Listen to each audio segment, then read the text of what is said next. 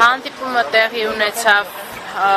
գլխավոր դատախազի տեղակալ, եթե չեմ սխալվում, Վահրամ Ղահրամանյանի հետ, մանրամասն ներկայացվեցին բոլոր գործի վերաբերյալ ապօրինությունները, սկսած քննիչի ապօրինություններից վերջացրած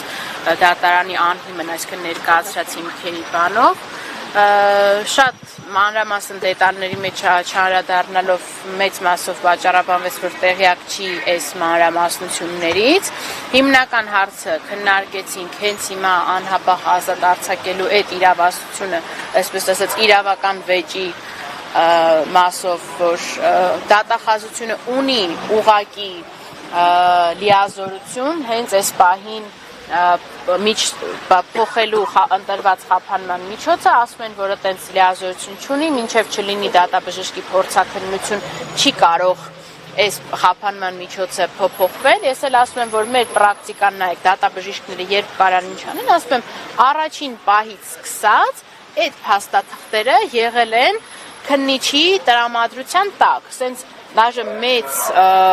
մասնագետ պետք չի լինելու, որ հասկանալ շատ բարձր ռիսկը ինչա նշանակում, շատ բարձր ռիսկ ձևակերպումը ինչա նշանակում։ Էլի ասել եմ, ինքը ասել է, որ նման պրակտիկա չունեն, ասում եմ, դե պրակտիկայի խնդիրն է, կարելի է այդ պրակտիկան փոխել, եթե օրենքը ձեզ տալիս է այդ հնարավորությունը, ես էլ հիմա մեկնաբանում եմ, անհնար է ձևակերպել այնպես, դե եկեք գիտեք ինչ կա, հա, ոնց որ այս փաստաթղթերը վկայում են նրա մասին, որ անձը այս հիվանդությունը ունի, բայց քանի որ մենք մասնակետ չենք, եկեք նավսյակի տանենք, այդ մարդուն կալանավորենք, այնտեղ ինչ կլինի, հենց այդ թուղթը կունենանք, որը կհավաստի, որ այս հիվանդությունը հենց այդ կառավարության հիվանդությունն է, այդ հիմքով կփոխենք։ Հիմա չունենք, առավելագույնը, որ կարող ենք, այսինքն հասկանալով այս ձեր մեկնաբանման բանը, իրադրության լրջությունը նաև այս բանը, այնա որպեսի բան անենք, հորդորենք դատաբժիշկներին ու այդ իրավասու մարմիններին, որ արագ է եզրակացությունը տա։ Հրահանգ են ու բան անեն, որ արագ, բայց այդ արագը ես չեմ ուզում պրակտիկայի շատ օրինակներ գիտեմ, գիտեմ, որ այդ արագը շատ արագ չի, այդ արագը չի լինի։ Ժամկետներ ասեցին ձեզ, կոնկրետ ժամկետներ, 1 շաբաթում, 5 օրում, 6 օրում։ Ժամկետ չի ասվել, ու ասել են, եթե կարա լինի պայմանականին վաղն էլ կարող է լինի, բայց մենք ունենք տվյալներ, հիմա ուրիշ գործերից օրինակներ չբերեմ, որ այդ անհապաղ բաները ընդհանուր մինչև 1 ամիս, 2 ամիս հետո դեռևս իրականացված չեն լինում։ Ներողություն, հիմա ձեզ կոնկրետ ժամկետ չասվեց, դուք ներկայացրեցիք փաստեր, անհամատեղելի է, կյանքին վտանգ է սպառնում, ժամկետ չասվեց ձեզ։ Ժամկետ չի ասվել, ասվել է, որ քանի դեռ չունեն իրենք եւ փորձագետի եզրակացություն, որ անհամատեղելի է, հիմք չունեն։ Ասում եմ խորհուրդ տալիս, տարեք վերաքննիչով փոխեք, մյուսով վերաքննիչներ։ Ես ասում եմ, ես վերաքննիչի ժամկետների մասով էլ չեմ կարող վստահություն ունենամ։ Ես հիմա ունեմ ձեր մոտ տված փաստաթուղթ ու բան, դուք օբյեկտիվ քննություն իրականացնող, վարույթն իրականացնող մարմին հսկող դատախազնեք։ Այդ քննիչը ինչքանով է օբյեկտիվ իրականացրել այդ քննությունը, երբ որ այն պահից, երբ որ հայտնվել է իր ձեռքի տակ այս բժշկական փաստաթղթերը, այդուհանդերձ միջնորդել է, որպեսզի կալանքը կիրառվի։ Հիմա սա օրինական է, թե օրինական չի, այս հարցի պատասխանը տվեք։ Տիկին Սողոյան, նայեք, ձեզ այսօր ընդունել է գլխավոր դատախազի տեղակալը, ասացիք, հա? Այո։ Նախորդ անգամ էլ կարծեք հանդիպում է եղել, նույն մարդու հետ է հանդիպումը եղել։ Քանի որ այդ ժամանակ սպառված էի հենց այս միջնորդությունները կազմելով, ես չեմ հանդիպել, բայց այն ժամանակ կարծեք ինչ որ ըստ մամուլի հրապարակումների խոստումներ են եղել, որ ընթաց կտրվի եւ այլն, եւ հիմա հաստատի այս վիճակն է, ասել է տեղեկություններ չունեմ, մանրամասներին չեմ տիրապետել։ Մանրամասներին փաստական տվյալներով, այսինքն ոնց է դեպքը եղել, որ այդ դեպքը պրովոկացվել է ռազմական ոստիկանության աշխատողների կողմից, որ ընդհանրապես այդ քաշքշուկը, որ սկսել է Արսեն Ղուկասյանը, չի եղել, որ ինչի է տարբերակված մոտեցում, այնտեղ շատ մարդիկ են եղել, որ մի քանի օրը չի բավարարել, որ տեղեկանա մանրամասների մասին։ Փաստացի չէ, դե ասում հսկող անմիջական հսկողը չի, երևի վերահսկող դատախազի վերադասն է։ Այս գործողությունները չեն կատարվել, այստեղ մարդիկ կան, որ այդ միջադեպին ներկա են եղել, այս մարդիկ առեսօր չեն կանչվել հարցաքննության, այն կասկածները, այն հաղորդման մասին, որ հանցագործության մասին հաղորդում է տրվել, որ հարվածներ են հասցվել, նաև այդ քաշքշուկը պրովոկացվել է ռազմական ոստիկանության ծառայողների մասին, այս մասով քննության մասին ես տվյալ չունեմ,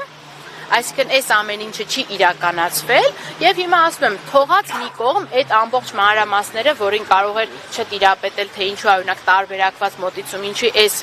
եթե կար 3 մեղադրյալ ըստ վարույթն իրականացնող մարմնի 2 թե 3 չեմ անանում, կարծեմ 3 նշեցին։ Ինչի հենց պետքա կալանքը խափանման միջոց կիրառվեր հենց Արսեն Ղուկասյանի նկատմամբ եւ այն պայմաններում, երբ որ ունի ինքը այս առողջական վիճակը։ Տիկին Սողան, այս հանդիպումից դուք ինչ հետևություններ արեցիք եւ ձեր հետագա քայլերը։ Հետևություններս, որ մարդկային առումով հասկանում են բանը, բայց պաշտպանվում են քրեադատավարական նորմերի հետևում եւ ունեցած պրակտիկայի հետևում, այլ ոչ թե մարդու իրավունքների պաշտպանության սկզբում։ Հիմա ձեր անելիքը որը պետք է լինի այս պահին։ Այս պահին անելիքս, այսինքն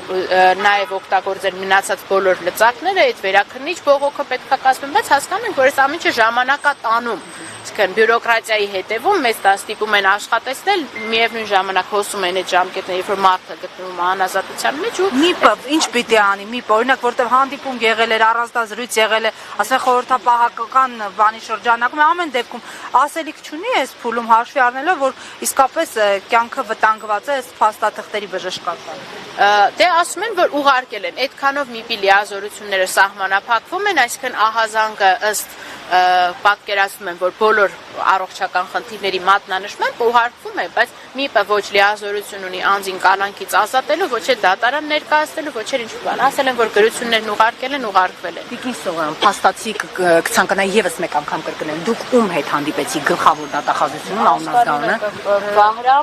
Վահրամ չի Վարուժան։